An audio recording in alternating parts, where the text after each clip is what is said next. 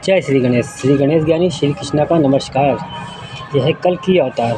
इस कल की अवतार में आप सभी को एक महत्वपूर्ण जानकारी देना चाहता हूँ, बहुत ध्यान सुनना। अभी तक इससे पहले आप लोगों ने क्या देखा खुशियाँ, देखा लोगों की आस्था, भक्ति, विश्वास। जितने ये सच्चे भक्त हैं उससे सिर्फ दुनिया में 2% लोग, मैं तो कहता 2%, आप लोगों की नज़र से 10% सच्चे बचे, बाकी 90% है स्वार्थी, मतलब स्वार्थ, लालच, पाप की दुनिया। तो ये भैया कलयुग की दुनिया है, और कलयुग की दुनिया का अंत होने के बाद सतयुग का प्रारंभ होगा। अब बताओ कलयुग का अंत कैसे होगा? क्योंकि आप लोगों ने शास्त्रों को पढ़ा, श्री विष्णु मामा की देन से श्री विष्णु मामा ने कलयुग का अंत बताया, ठीक है ना? तो कलयुग का अंत बताया, और जाहिर सी बात अभी अंत नहीं है, कालचक्र बहुत है, पर युग परिवर्तन तो है। क्योंकि जब द्वापर का कालचक्र रोका गया, त्रेता का रोका गया, तो कलयुग क्या अनोखा है। सीधी बात है, श्री विष्णु मामा अंत करके जाएंगे, लेकिन श्री गणेश ज्ञानी श्री कृष्णा क्या करेगा? युग परिवर्तन।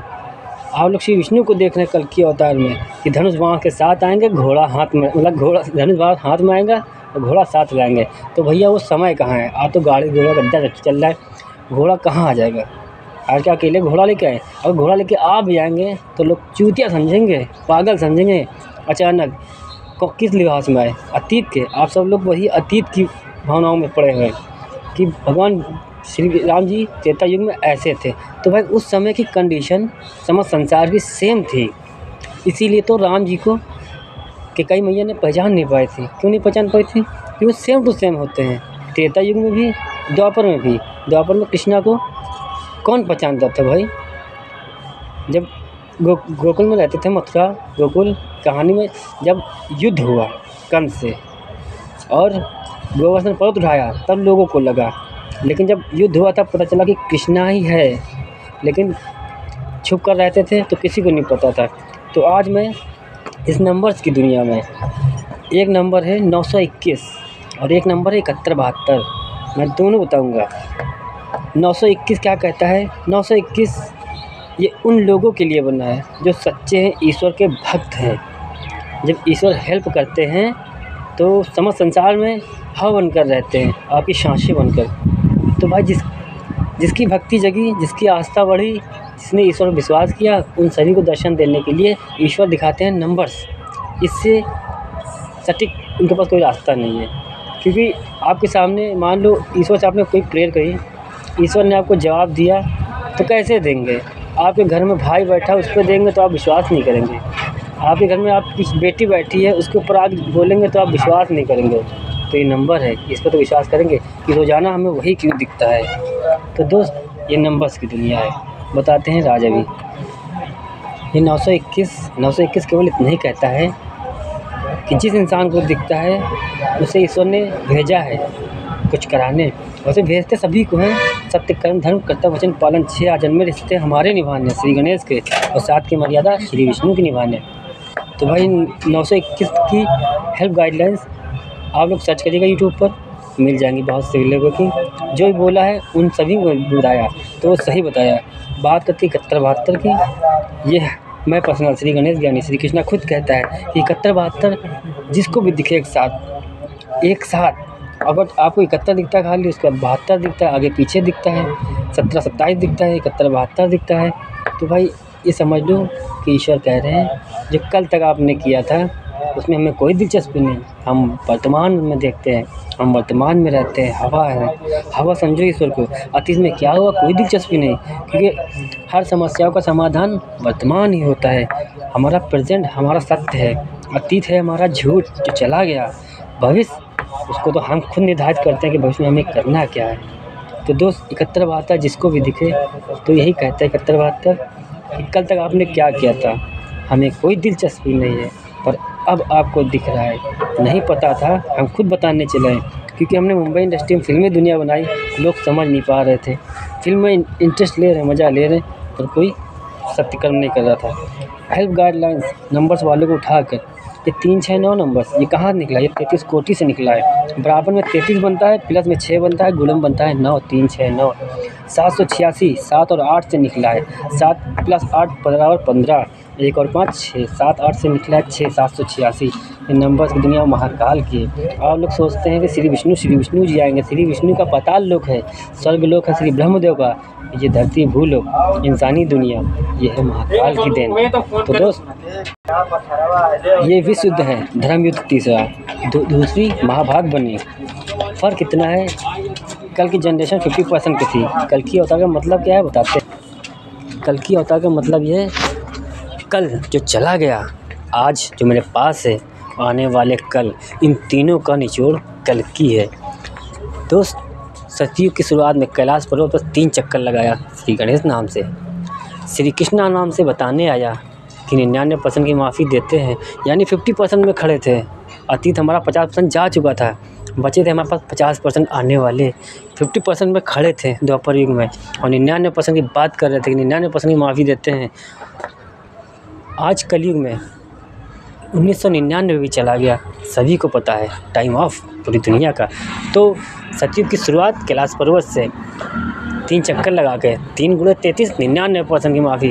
द्वापर युग में जितना बताया था टोटल उतना दिखाया हूँ, एक आम इंसान बनकर आया हूँ। एक लास्ट वार्निंग, क्यों?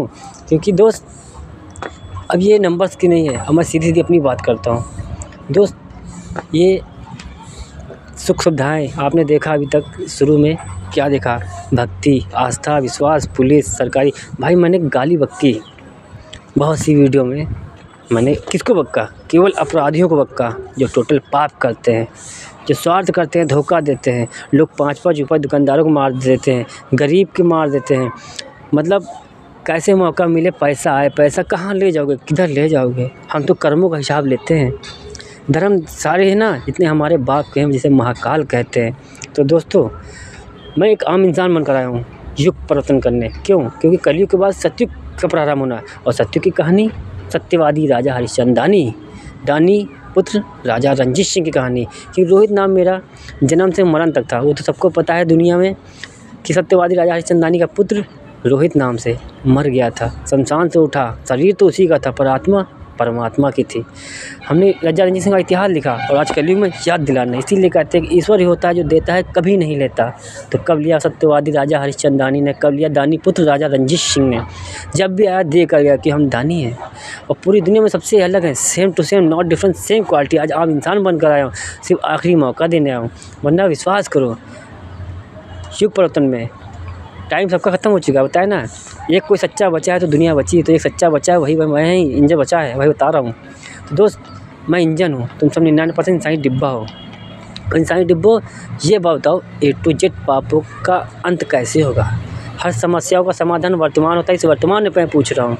जितने लोग देख रहे हो, जितने लोगों को पता है, ये बताओ समस्याओं का समाधान कैसे होगा? आपके सारे नेता, नगरी, A to Z सरकारी कर्मचारी, हम कहते हैं तुम लोग खुश रहो, अच्छा है। देखो हमको अच्छा लगता है कि तुम लोग की हेल्प से, तुम लोग को लगता है तुम लोग, बात सही है। मैं आता हूँ गुप्त रूप में, अब कृष्णा गुप्त रूप से आता है, करेगा क्या बताओ? दुनिया को पता, गीता में लिखा है कृष्णा गुप्त रूप से आता है, तो क्या करेगा?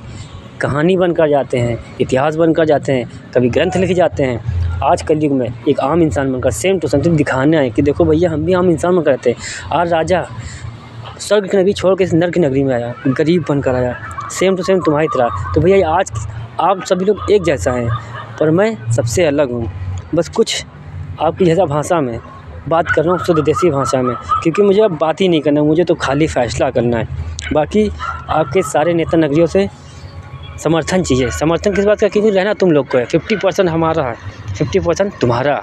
कदम से कदम मिला के बनाने आए सतयुग, सत्य का युग, बिना बिना कोई कस्में ना कोई वादे, केवल बातों का युग, सत्य का युग। अब सतयुग पार्ट 2 की शुरुआत होगी तो कैसे होगी? आप लोगों के पास एक बार रास्ता है, A to Z जड़ से पाप खत्म करने की बात कर रहा हूँ मैं, सतयुग बनाने की बात कर रहा हूँ मैं। आप सब लोग बहुत जीनियस हैं, पढ़े लिखे हैं, आप सब लोग ज्ञानी हैं, हीरो हैं, लीडर हैं, पर मैं जीरो हूँ, अज्ञानी हूँ, टोपा हूँ, चूतिया हूँ, पागल हूँ, पर मैं धोखेबाज नहीं हूँ। कृष्णा को धोखेबाज कहते हैं, तो कृष्णा कैसे आए? गुप्त रूप में आते हैं, द्वापर युग के बाद आए, बुद्धा अवतार में, सिद्धार्थ नाम से लाए, बुद्धा बना दिया तुम लोगों ने। तो आज हम फिर शक्ति चमत्कार के साथ आते हैं और अगले जन्म में आते हैं तो हमको टोपा समझते हैं तुम लोग। तो भैया ज्ञानी के पास ज्ञानी है, बाकी मेरे पास कुछ नहीं है।